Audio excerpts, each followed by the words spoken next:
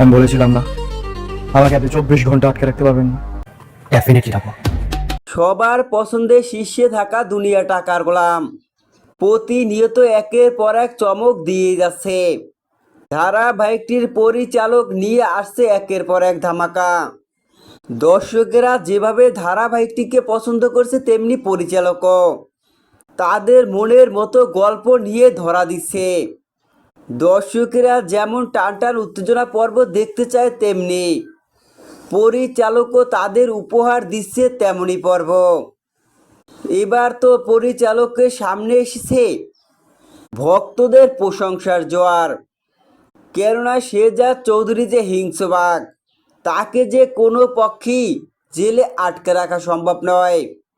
এমন কোনো জেল নেই যেখানে শেহজাদ চৌধুরীকে আটকে রাখতে পারে। সেই হিংস্র বাঘ তো তার প্ল্যান অনুযায়ী মন্ত্রীকে আটকে রেখে 48 ঘন্টার ভিতরে জেল থেকে বেরিয়ে আসে। কিন্তু হেরে যায় রাজ। রাজ যে কথা দিয়েছিল 72 ঘন্টা আটকে রাখবে, সেই কথা তো রাখতে পারেনি।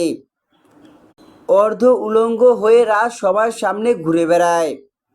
এমন কি শেহজাদ চৌধুরীর সামনে নতুন চ্যালেঞ্জ ছুড়ে দেয়, এক দিনের ভিতরে অথরিটির ফোর্স পাওয়ার নিয়ে শেহজাদ চৌধুরীকে আটক করবে, যা কারো পক্ষেই জেল থেকে বের করা সম্ভব নয়।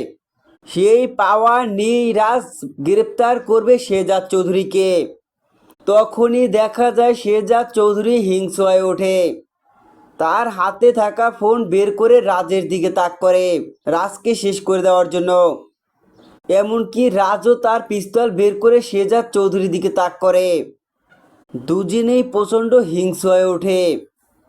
তো বন্ধুরা, দুনিয়া টাকার গোলাম ধারাবাহিকের দর্শকরা আগামী পর্বে এমনই উত্তেজনা দেখতে পাবে।